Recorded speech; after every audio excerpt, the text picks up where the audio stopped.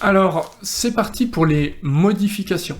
On va partir de ce qu'on a déjà fait. D'ailleurs, j'ai oublié d'enregistrer. Si comme moi, vous n'avez pas enregistré, pensez à cliquer dessus. On peut faire CTRL S, comme sauver ou sauvegarder, mais vous pouvez cliquer sur la disquette. Voilà. Donc de temps en temps, faites-le, ça évitera les problèmes. Alors, je vous affiche l'écran simple et on va parler du gros morceau qui s'appelle modification. Et oui, modification, c'est pas très simple parce qu'il y a beaucoup de choses à connaître. Effacer, on peut le faire avec supr, donc pas grand intérêt. Exploser, c'est, je crois que c'est comme décomposer, on peut faire DE. À quoi ça sert? Eh bien, par exemple, si vous avez des hachures et que vous voulez trouver plutôt des lignes à la place de hachures, vous allez exploser les hachures. Et ici, vous aurez plus de hachures, mais des lignes. C'est un exemple. Donc, vous pouvez vous amuser à faire ça. Je vais revenir en arrière pour rétablir ici, rétablir les hachures. Donc, exploser vous permet d'exploser littéralement soit la polyligne, pour que ça devienne des lignes, soit des hachures pour que ça devienne aussi des lignes. Donc exploser peut être pratique dans certains cas. Alors booléen, moi je ne l'ai jamais utilisé, c'est plutôt pour les soustractions, etc. Bon, je ne vois pas forcément l'avantage. Le réseau. Le réseau peut être pratique dans certains cas, à savoir si vous voulez copier ces objets complexes et en faire une sorte de réseau. Dans ce cas-là, comment ça se passe? On prend celui-là, réseau, on sélectionne l'objet réseau et on fait entrer. Et vous voyez tout simplement ce qui se passe. Je fais entrer pour valider. Je clique mon réseau. J'ai ici une première flèche qui est l'espacement du réseau. Mais vous avez la possibilité de le faire avec le ruban ici. Visuellement, c'est là, espacement, espacement. La deuxième flèche, quant à elle, permet d'ajouter des éléments au réseau, et vous voyez qu'on peut avoir des choses absolument incroyables. On peut faire des réseaux incroyables comme ceci. Donc on l'utilise dans des cas où on veut démultiplier dans un sens et dans l'autre. On peut faire un réseau comme ça, et on peut ramener cette flèche ici pour avoir une seule rangée. Donc je vous laisse vous entraîner.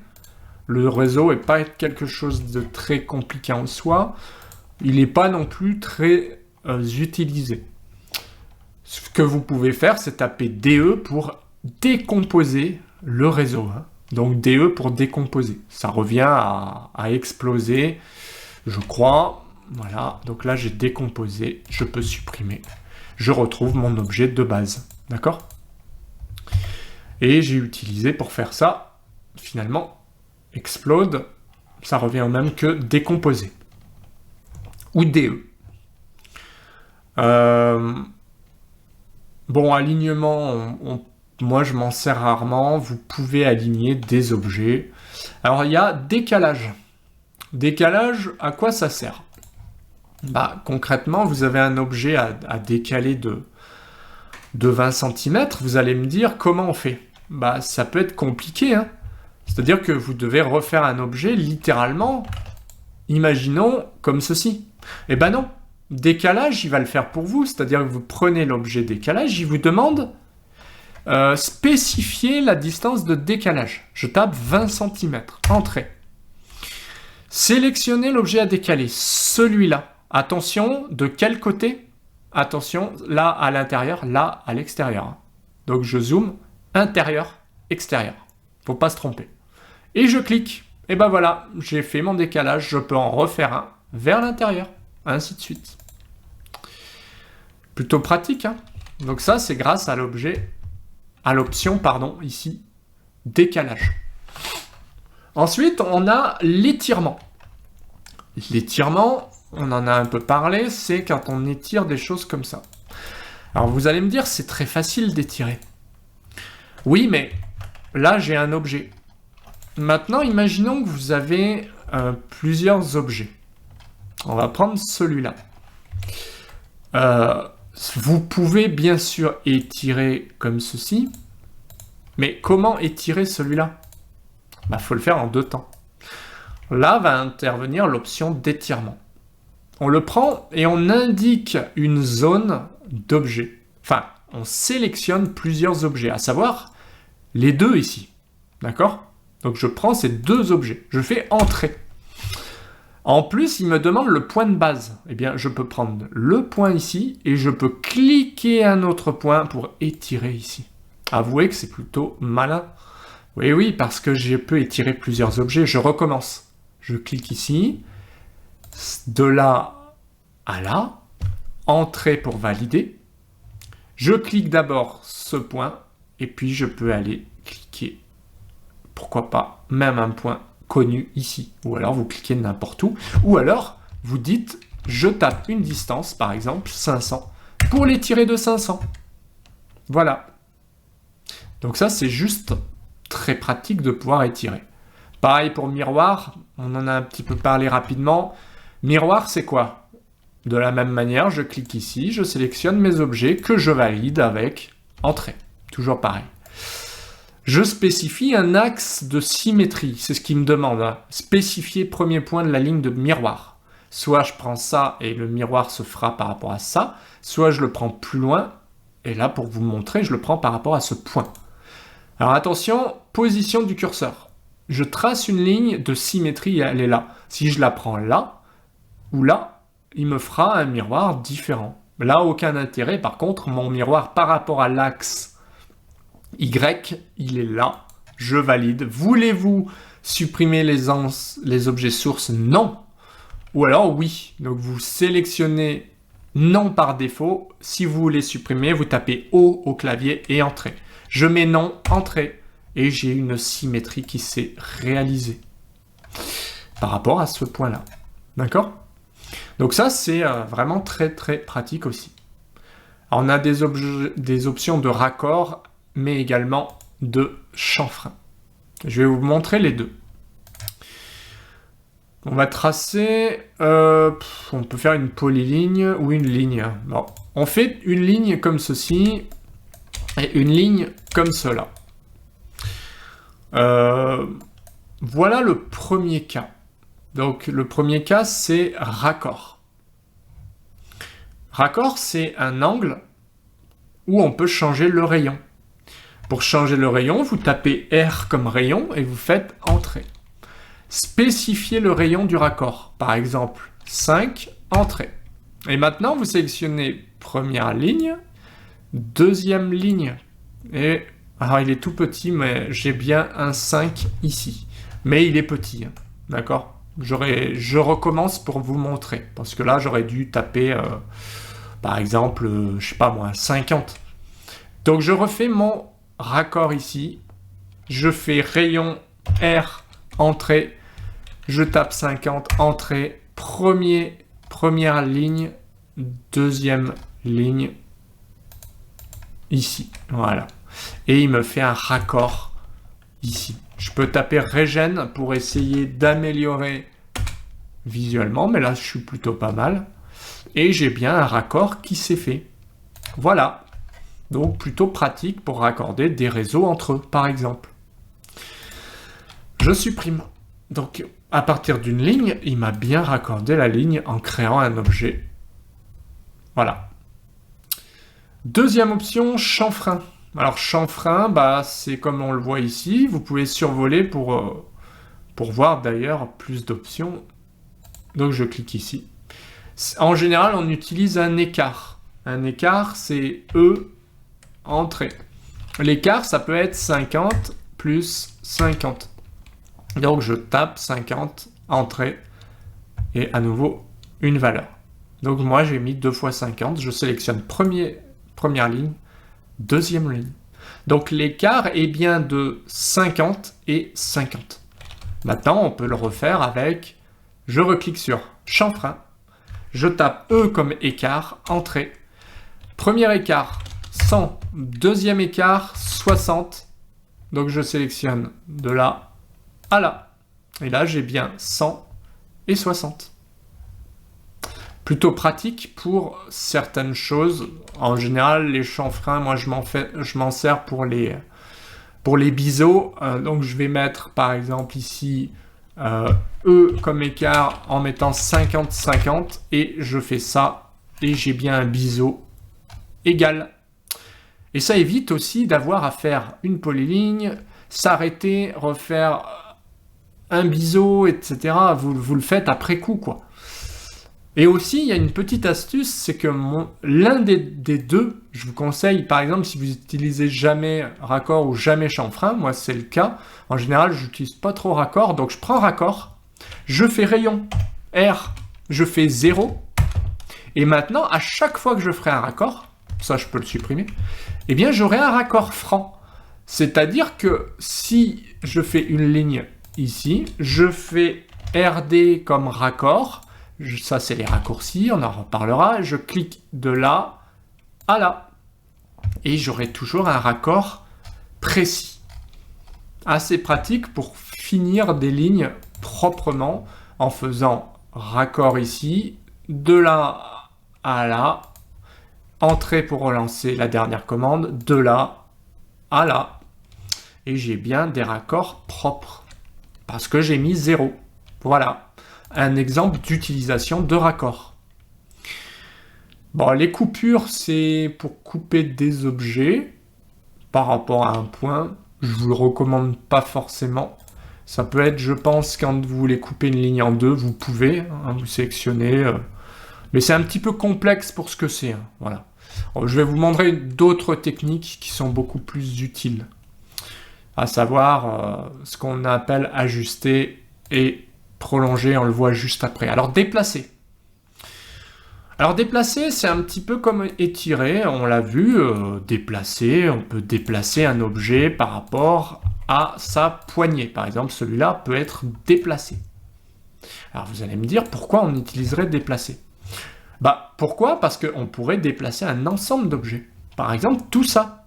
Et oui, je sélectionne ça, je valide la sélection avec entrée, je prends un premier point, un deuxième point et je déplace l'ensemble. Je recommence, déplacer, sélectionner, ça, entrée, point de base, celui-là, point d'arrivée, celui-là. Et voilà, j'ai déplacé directement tous mes objets. Vous allez me dire, j'aurais pu déplacer seulement cela, entrée, point de base, là, point d'arrivée, là. Voilà. Entrée, pour rappeler la dernière commande, sélection, point de base ici, point d'arrivée, aligné à ça. Vous vous rappelez de l'accroche objet avec ligne de référence, repérage d'objet ici. Voilà. C'est ce qui m'a permis d'aller attraper, survoler cet objet pour l'aligner ici. Bon, ça c'est un petit peu plus compliqué, je vous invite à vous entraîner. Il y aura des exercices pour ça. Alors, on a vu déplacer, on peut faire de la rotation exactement de la même manière, à savoir je prends un objet, je valide cet objet, je prends un point au milieu ici et je fais rotation. Comme je suis en ortho, je peux le désactiver pour avoir la liberté de tourner comme je veux. Et je peux taper aussi une valeur au clavier en disant 25 degrés. Voilà. Il est parti à 25 degrés. Je peux rétablir ici. Donc je vous remontre, rotation, je sélectionne des objets, entrée, sélectionner un point au hasard, ici celui-là, pour tourner par rapport au point que je voulais, et je fais rotation. Et voilà. Et copier, alors copier c'est comme déplacer, sauf que bien sûr ça fait une copie. Sélectionner, copier, prendre un objet, entrée, point de base, celui-là, point d'arrivée, celui-là, et voilà. Vous voyez, pas trop compliqué en soi, mais quand même, ce qu'il faut retenir, c'est qu'on sélectionne la commande, on sélectionne bien les objets, c'est indiqué en bas à droite de mon curseur, sélection d'objets, entrée pour valider toujours les objets. Prendre un premier point connu, prendre un point inconnu. ici. Voilà. Enfin, un point de départ et un point d'arrivée. C'est aussi simple que ça. Mais je sais que parfois, vous avez du mal à le faire parce que on clique un petit peu trop vite. Donc, je vous remontre tout doucement. Copier. Sélectionner un objet et le valider avec Entrée. Cliquez un point au hasard, pourquoi pas, et déplacer et cliquer le point d'arrivée. On peut le voir. Sélectionner deuxième point. OK.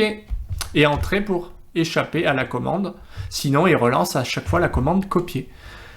Donc, si je vous remontre rapidement, je fais copier, je le valide, je sélectionne, et vous voyez, il relance la commande copier à chaque fois tant que je n'ai pas validé avec Entrée. Donc, vous voyez, je peux faire des copies multiples. Et ensuite, je peux supprimer les objets avec Supr ou avec Effacer, ce qui revient au même. Hein.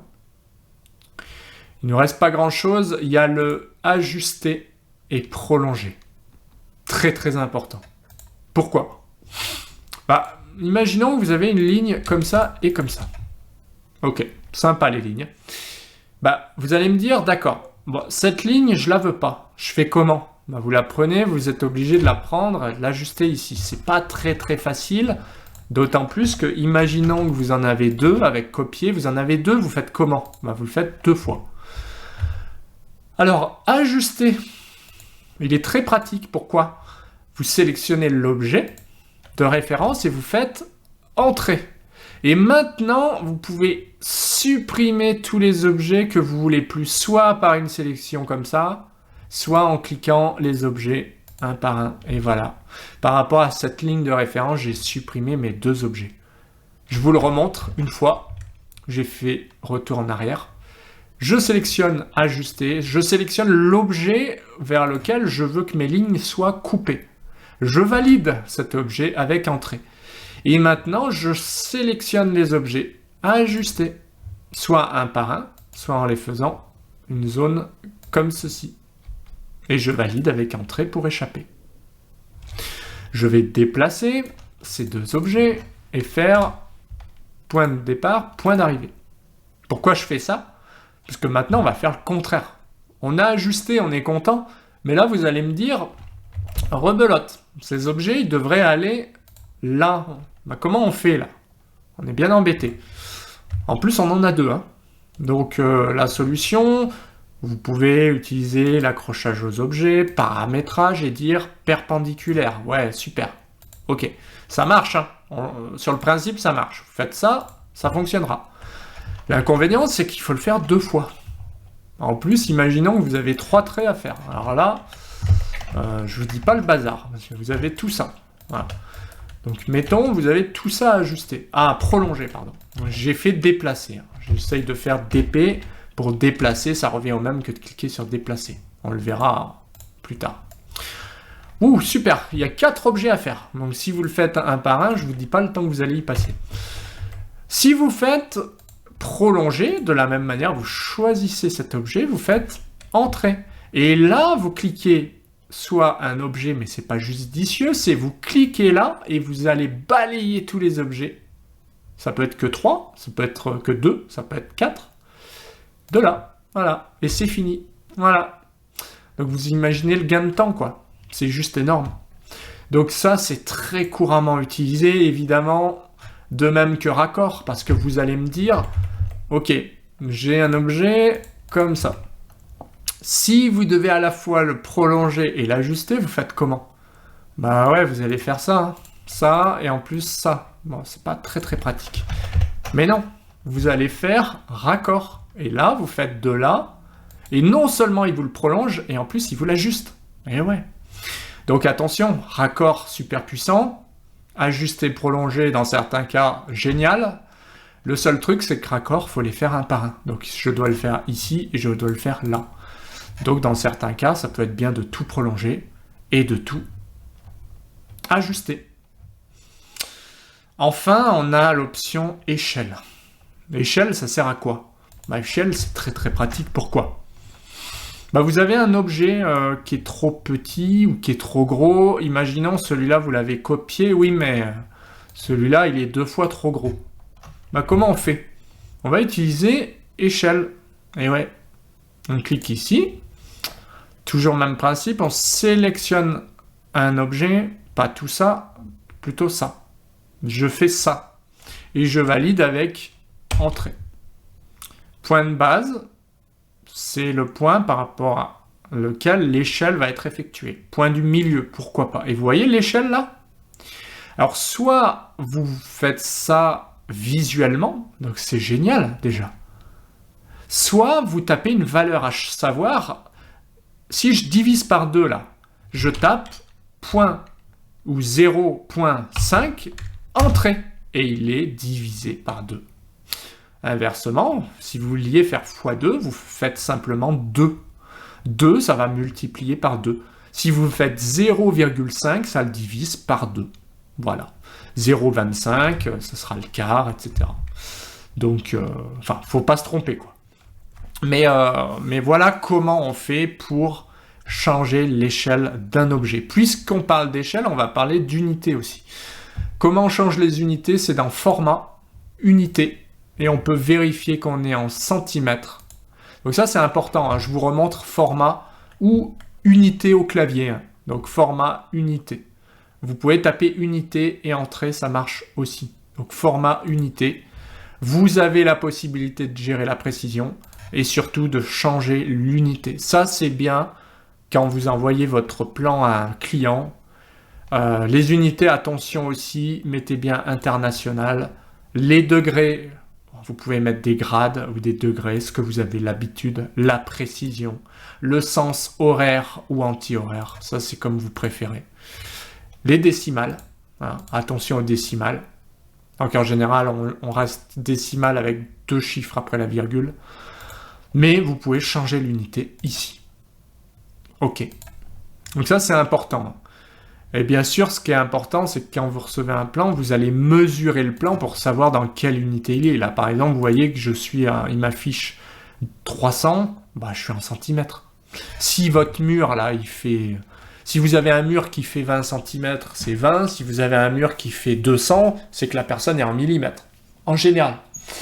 Donc voilà pour les modifications. Ça, c'est ultra important. Le reste, quand vous cliquez ici, en général, on s'en sert pas trop. Vous pouvez vous amuser à voir ce qui pourrait être intéressant. Mais grosso modo, ça sert pas à grand-chose. Ouais, joindre, par exemple. Oui, on pourrait joindre. Je peux vous le montrer en bonus. Par exemple, vous avez une première ligne ici. Vous faites une deuxième ligne là. Pour la joindre, effectivement, vous pourriez cliquer là et faire joindre. Donc vous sélectionnez 2 objets, entrée, et il a joint les 2 lignes, par exemple. Mais c'est pas quelque chose qui est couramment utilisé. Pourquoi? Parce qu'en général, quand vous avez ce cas-là, vous allez simplement prendre ça, puis vous embêtez pas, quoi. Voilà, vous supprimez l'objet derrière. Vous avez raccordé une ligne à un autre objet et puis vous supprimez l'objet. Donc c'est pour ça que tout ça là, c'est pas forcément très très utilisé. Je vous ai montré ceux que vous allez tout le temps utiliser ici. Petit rappel, déplacer, copier sont les plus utilisés. Ensuite, vous avez tout ce qui est ajusté, prolongé, sans oublier raccord ou chanfrein, ou les deux. Bien sûr, exploser dans certains cas. Donc, pour récapituler, polyligne, cercle, vous faites tout. Hachure, vous faites tout. Décalage, pourquoi pas dans certains cas. Mais surtout, étirer, pour étirer des groupes d'objets. De temps en temps, rotation, mais la plupart du temps, c'est du copier, déplacer, étirer, etc. Donc, on a fait le tour déjà de tout ce qui est modification.